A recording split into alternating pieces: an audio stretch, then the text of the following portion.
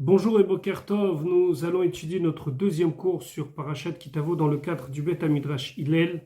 Bet HaMidrash fonda à la mémoire du Rav Hillel Pevzner Zichrono Livracha. Nous sommes toujours dans l'étude du livre de Yeshaya, Isaïe, chapitre 60, Perek Samer Pasuk He, verset 5. Donc, ici, encore une fois, on décrit la Géoula, ce qui va se passer au moment de la libération. Et donc, le Navi Ishaya, Navi qui est celui qui annonce les bonnes nouvelles, on verra toujours qu'il y a un parallèle entre le Navi Yirmiyahu qui annonce les mauvaises nouvelles et le Navi Ishaya. Ce sera peut-être l'occasion de le voir dans notre Haftara. Donc le Navi Ishaya s'adresse à Yerushalayim et il lui dit « Koumi, allez lève-toi, Ori, maintenant tu dois éclairer. » Très bien. Et effectivement, on nous décrit dans le Pasuk Dalet le Kibbutz Galouyot, le moment où tous les exilés vont retourner vers Eretz Israël et vers Yerushalayim. Puis, au Pasuk He, le Navi va parler de quelque chose qui va se passer avec les nations du monde. Et voilà ce que le Navi nous dit.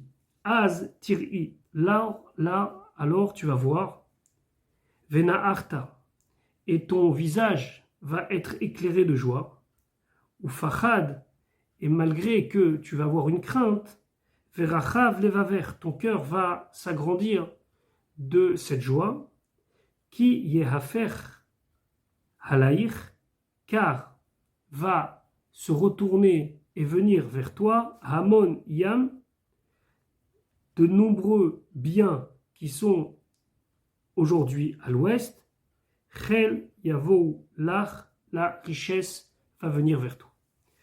Ça, c'est un passouk qui annonce à Yerushalayim qu'il va y avoir une grande richesse qui va arriver. D'abord, on va s'intéresser au deuxième mot de notre passouk, Tiri.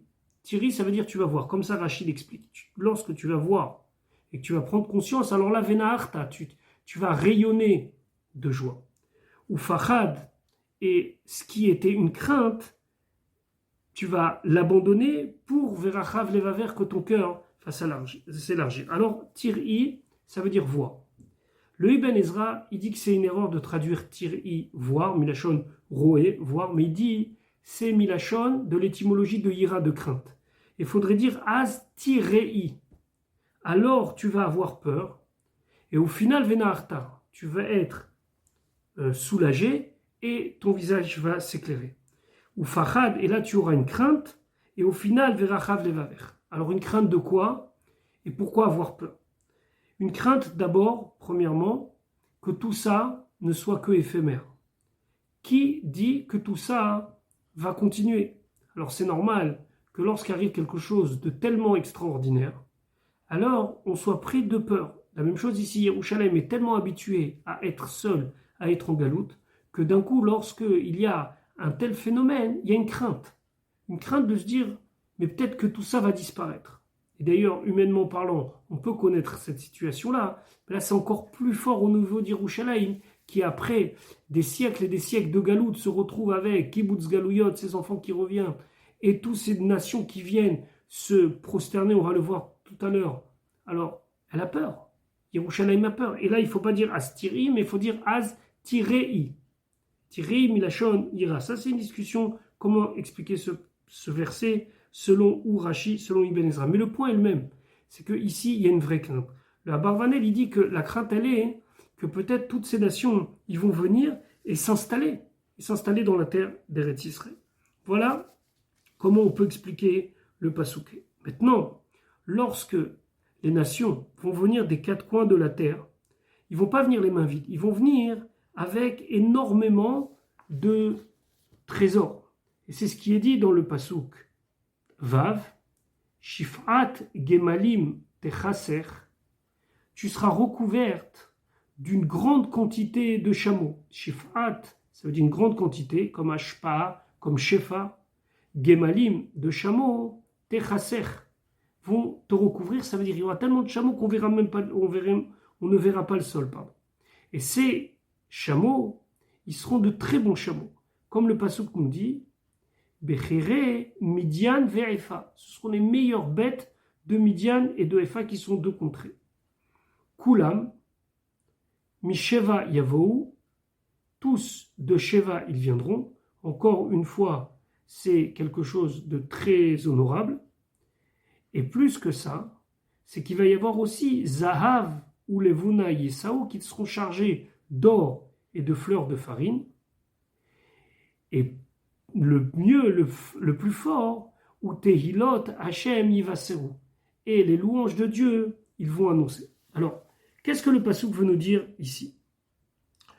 Le passouk veut nous dire d'abord qu'il y aura une grande richesse matérielle, ça c'est indéniable. Mais ici, on nous dit, ou Tehilot Hashem Yivaseru, ils vont annoncer les louanges de Dieu. Qu'est-ce que ça veut dire annoncer les louanges de Dieu? Alors les commentateurs expliquent qu'en vérité, ces nations qui viendront après la Géoula rendre hommage au Ham Israël et rendre hommage à Yerushalayim ne vont pas rester sur place. Ils vont repartir. Quelque part, c'est pour répondre à la crainte qu'on a vue dans le passouk d'Aleppa. Ils vont repartir. Et qu'est-ce qu'ils vont faire dans leur contrée? Ils vont annoncer. C'est intéressant de voir que le mot c'est Yivaseru. Ils vont annoncer Teilot Hashem, les grandeurs de Dieu. Et ça, c'est quelque chose d'extraordinaire. Ça veut dire qu'une fois qu'ils vont emmener toute leur or, leur farine, leurs animaux, ils vont retourner après dans leur contrée pour raconter à tous ceux qui habitent dans leur pays la grandeur d'Akadosh Baruch. Et c'est pas seulement ça.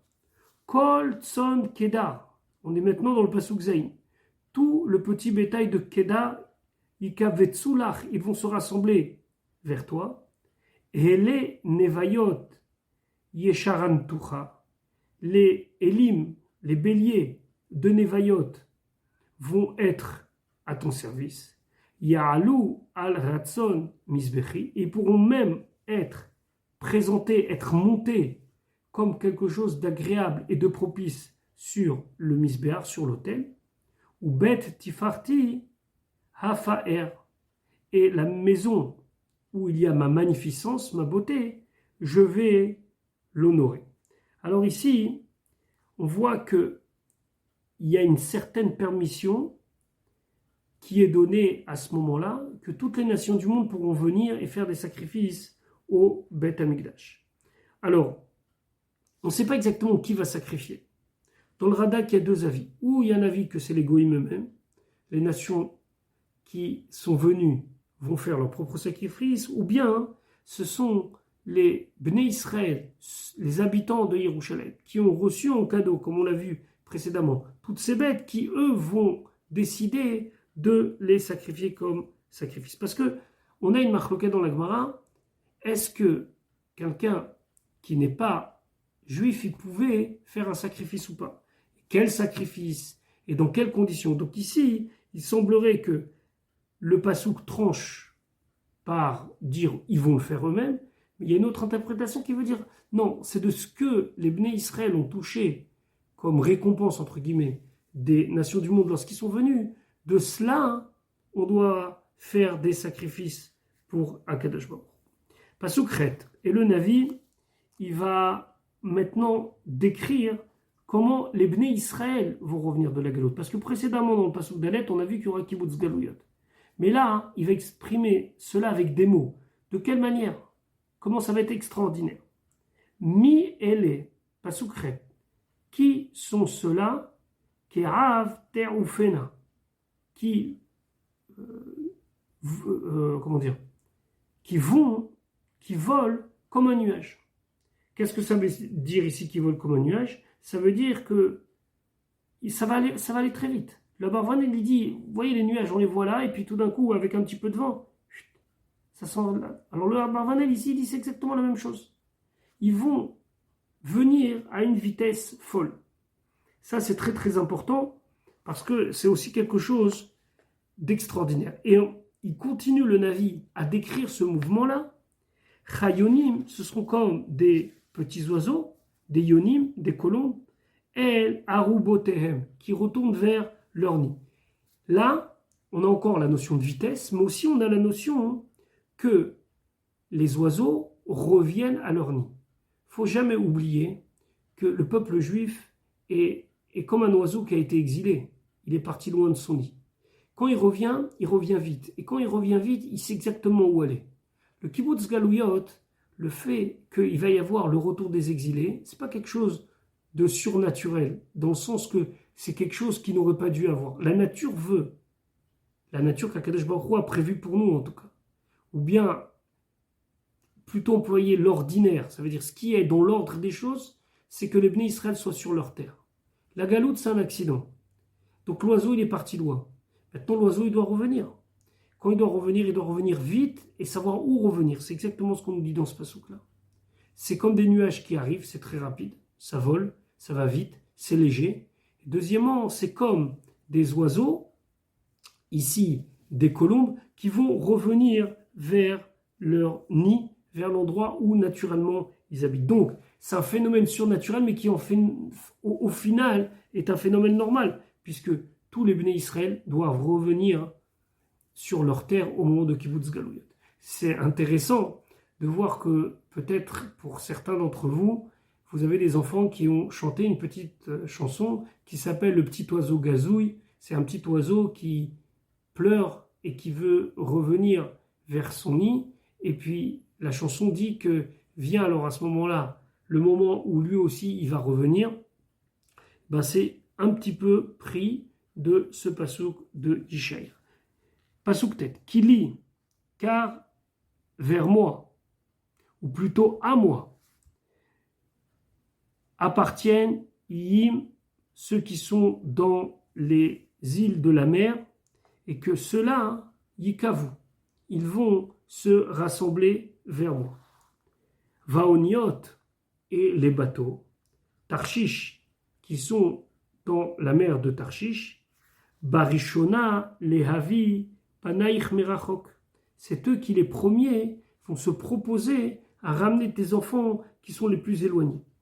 Kaspam ou Zehavam, leur argent et leur or, Itam, ils vont l'amener avec eux. Ça veut dire que quand les nations du monde vont venir, mis à part les bêtes qu'on avait parlé précédemment, il y aura aussi beaucoup d'or et d'argent. Et tout cela, les Shem Hashem, Helo Kaïr, tout ça c'est en l'honneur pour Hashem ton Dieu, faire connaître Akadosh Baruch Hu, puisque le but ultime de tout ça, c'est quand même la prise de conscience des nations du monde que Hashem c'est le roi, comme on dit Ve'aya Hashem le Melech HaKol Haaretz, alors là Hashem il sera le roi sur toute la terre, et donc cela, ça doit être les Shem Hashem Elokecha, ou les Gdosh, Ve'ligdosh Israël, et pour l'honneur de la sainteté d'Israël, la sainteté d'Israël, celui qui sanctifie Israël, c'est Akadosh Baruch Hu, qui fait harach, parce que lui, Akadosh Baruch Hu, et on parle ici à Yerushalayim en général à tout le peuple juif, c'est lui qui t'a donné ta magnificence, l'honneur et tout ce qui va avec comme importance. Et là, il faudra en prendre conscience. Donc là, on a vu un groupe de psukim où au début, il y a une certaine crainte, une appréhension de la part de Yerushalayim de voir tout ce monde arriver et surtout toutes les nations du monde venir pour déposer leurs cadeaux. Et finalement, tout cela est fait les Shem Hashem Elokecha, c'est en l'honneur de Hashem ton Dieu, Ve'likdosh Israël, et tout ça c'est pour celui qui sanctifie les Bnei Israël, c'est Hashem, parce que il nous a grandi et honoré et il nous a rendu importants. Voilà la raison pour laquelle nous mériterons de voir tout cela. On espère très très rapidement. Je vous souhaite une bonne journée.